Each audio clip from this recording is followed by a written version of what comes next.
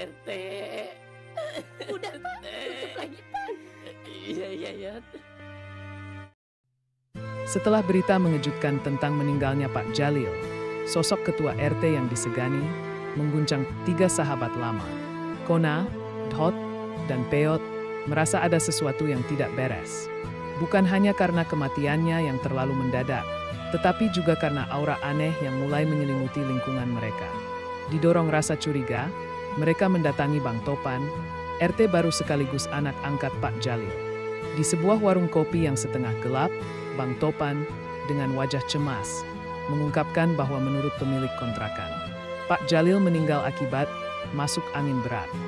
Namun satu hal yang aneh-aneh, Bang Topan bahkan baru tahu kalau Pak Jalil tinggal di kontrakan itu. Selama ini ia percaya bahwa Pak Jalil hanya sesekali berkunjung. Atas cerita dari Dewi, perempuan yang mengaku sebagai keponakan Pak Jalil dan istri sah Bang Topan, kecurigaan membubung. Apalagi diketahui belakangan, Dewi justru pernah meminta Pak Jalil mencarikan kontrakan atas nama pribadi, agar lebih bebas berdekatan dengan Bang Topan tanpa banyak tanya dari warga. Sebelum lanjut mohon subscribe channel ini dan tonton sampai akhir, supaya tidak ada kesalahpahaman yang terjadi dan berikan komentar terbaik kalian teman-teman. 4G, komunitas kecil bentukan Kona, Dhot, dan Peot, pun bergerak. Mereka tak lagi sekadar curiga, kini mereka menyelidiki.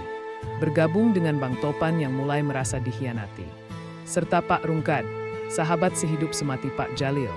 Mereka membentuk tim kecil, bertekad menguak apa yang sebenarnya terjadi. Penyelidikan dimulai saat malam ketiga setelah pemakaman. Dari obrolan dengan tetangga kontrakan hingga penyusupan ke kantor kelurahan untuk mencari data penyewa kontrakan. Satu fakta mengejutkan akhirnya terungkap. Dewi bukanlah siapa-siapa bagi Pak Jalil. Pak Rungkad akhirnya membuka suara. Dengan suara bergetar, ia menceritakan bahwa Dewi sebenarnya adalah Nona Elin, anak dari keluarga mafia lama yang telah melarikan diri dari dunia kelamnya. Demi menghilangkan jejak, Nona Elin melakukan operasi wajah, berganti identitas, dan mendekati Bang Topan untuk sebuah tujuan tersembunyi yang kini belum sepenuhnya jelas. Pak Jalil, kata Pak Rungkad, mengetahui semua itu. Sebelum ajal menjemput, ia sempat berbisik kepada Pak Rungkad bahwa ada kegelapan di balik semua ini, dan jika terjadi sesuatu padanya, jangan ragu untuk membongkar kebenaran. Bang Topan, dihantam rasa bersalah, mulai merangkai potongan-potongan aneh selama ini. Keuangan kontrakan yang mengalir lancar tanpa sumber jelas. Tamu-tamu misterius yang kadang mengunjungi Dewi, hingga raut wajah cemas Pak Jalil sebelum kematiannya. Satu pertanyaan mencekam lahir di tengah mereka. Apakah Pak Jalil Dibina? Dan apakah Nona Elin, istri Bang Topan sendiri, berperan dalam tragedi ini? 4G, bersama Bang Topan dan Pak Rungkad, menyadari mereka kini menghadapi kekuatan yang jauh lebih besar dari sekadar konflik kampung. Bayangan gelap mafia yang tak segan menumpahkan darah. Ancaman mulai muncul. Telepon misterius mengganggu malam-malam mereka. Satu persatu, saksi-saksi yang sempat bicara menghilang tanpa jejak. Kini, tetapi juga nyawa mereka sendiri. Dan satu misteri terbesar masih membayangi. Apa sebenarnya yang diinginkan Nona Elin dari Bang Topan? Cinta atau kekuasaan? Malam itu, 4G berkumpul diam-diam di rumah Pak Rungkad. Semua jendela ditutup rapat, lampu hanya dinyalakan setitik, dan suara mereka ditekan serendah mungkin. Mereka tahu, setiap gerak-gerik mereka mungkin sudah diawasi. Peot, yang biasanya suka bercanda, kini serius. Kita harus cari tahu, apa sebenarnya hubungan Nona Elin dengan keluarga mafianya. Kenapa dia harus nikah sama Bang Topan? Katanya pelan. Kona, yang punya sedikit pengalaman sebagai jurnalis kampus dulu, mengusulkan. Aku dengar di kota, ada seorang mantan detektif yang dulu pernah berurusan dengan keluarga besar itu. Kita cari dia. Dia mungkin tahu motif sebenarnya. Misi baru pun dimulai, mencari Pak Bram, mantan detektif yang kini menghilang entah kemana. Sementara itu di tempat lain, Nona Elin, alias Dewi, sedang duduk di dalam kamar, berbicara lewat telepon dengan seseorang. Suaranya dingin. Mereka mulai bergerak. Waktu kita tidak banyak.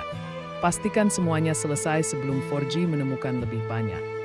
Sosok di ujung telepon menjawab dengan suara berat. "Tenang, Nona. Kami sudah kirim orang ke kampung. Kalau perlu." Nona Elin menatap cermin. Dalam pantulan itu, wajah barunya terlihat sempurna. Tapi di balik keindahan itu, tersembunyi niat gelap yang belum terungkap. Berbekal satu-satunya petunjuk, alamat lama Pak Bram, mereka berempat pergi ke perjalanan itu penuh rasa was-was. Berkali-kali mereka merasa diikuti. Tapi setiap kali menoleh, tak ada siapa-siapa. Mereka akhirnya menemukan Pak Bram, tinggal di sebuah rumah kecil di pinggiran kota. Seperti orang yang berusaha menghilang dari dunia. Pak Bram, pria dengan mata tajam tapi tubuh rapuh, awalnya menolak bicara. Tapi begitu mendengar nama Nona Elin, wajahnya berubah pucat. "Kalian bercanda? Kalau benar dia di kampung kalian, itu artinya bahaya sudah diambang pintu," katanya. Setelah didesak, Pak Bram akhirnya mengungkapkan mengungkangung. Keluarga Nona Elin dulu adalah penguasa bawah tanah yang brutal. Namun, dalam perebutan kekuasaan, banyak anggota keluarga mereka yang menghilang atau dibunuh. Nona Elin adalah pewaris rahasia, satu-satunya yang bisa mengklaim aset tersembunyi bernilai ratusan miliar. Masalahnya, untuk mengakses aset itu, ia butuh identitas baru dan harus menikah dengan warga biasa, orang yang bersih dari dunia kriminal, sebagai syarat perjanjian yang dibuat keluarga mereka untuk menyamarkan kekayaan tersebut. Itulah sebabnya Nona Elin mendekati Bang Topan, pria sederhana-sederhana, jujur, polos, dan tak terikat dunia gelap manapun. Kalau Pak Jalil tahu dan berusaha menggagalkan, bisa jadi dia dibunuh, kata Pak Bram lirih.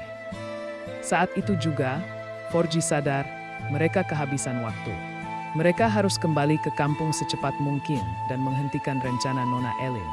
Tapi sebelum mereka sempat beranjak, tiba-tiba suara rem mobil terdengar di luar. Beberapa pria bertubuh besar keluar dari kendaraan hitam tanpa plat nomor. Berjalan cepat ke arah rumah Pak Bram. "Pihak Menilan Luda. Kita dikepung, bro." Kona, dengan cepat, berkata, "Ada pintu belakang. Kita kabur sekarang, atau tamat." Forji, Pak Rungkat, dan Pak Bram pun bergegas melarikan diri lewat pintu belakang. Mengawali pengejaran berbahaya yang akan menentukan masa depan mereka, dan mungkin seluruh kampung Balebat. Forji, Pak Rungkat, dan Pak Bram berlari menembus semak-semak di belakang rumah. Nafas mereka member. Dari kejauhan, suara teriakan dan langkah kaki mengejar makin dekat. Pak Bram. Mereka berhasil mencapai sebuah jalan besar dan menyetop angkot kosong. "Ke terminal. Cepat!" seru Kona, sambil mendorong Dhot masuk ke dalam angkot. Mereka berhasil lolos, untuk sementara. Di dalam angkot yang bergoyang kencang, Pak Bram berbicara cepat, seolah tahu waktunya terbatas. "Kalau kalian mau selamat, satu-satunya cara adalah mengungkap identitas Nona Elin di depan warga. Buka kedoknya, bikin dia kehilangan kekuatan." Pak Bram juga menyerahkan sebuah flash disk kecil ke Kona. "Ini bukti. Aku kumpulkan data tentang operasi wajahnya. Rekam jejak kriminal keluarganya, semuanya ada di situ.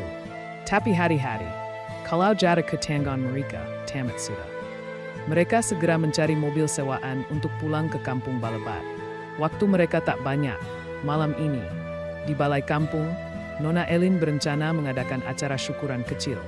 Acara yang diduga sebagai kedok untuk mengambil langkah besar berikutnya.